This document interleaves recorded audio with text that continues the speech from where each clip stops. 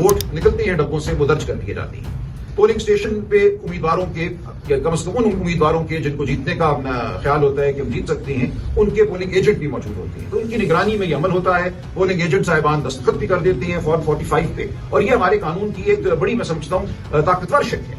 ये तमाम अमल कानून के मुताबिक हो गया उस दिन, मोर और लेस तकरीबन मैं कहूँगा 90% हल्कों में ऐसा हो गया। उसके बाद ये होता है कि पोलिंग स्टेशन से जो प्रिजाइडिंग अफसर साहब हैं वो ये तमाम मवाद जो वोट पड़े उनका थैला, उसके साथ जो फॉर्म 45 बना, ये लेकर वो आती है रिटर्निंग अफसर के दफ्तर में। 400 या 450 पोलिंग स्टेशन है अगर एक हल्के में, मेरे हल्के में 433 पोलिंग स्टेशन है। उन 433 पोलिंग स्टेशन में से हर पोलिंग स्टेशन के प्रिजाइडिंग अफसर ने अपना फॉर्म लाकर रिटर्निंग अफसर को देना होता है।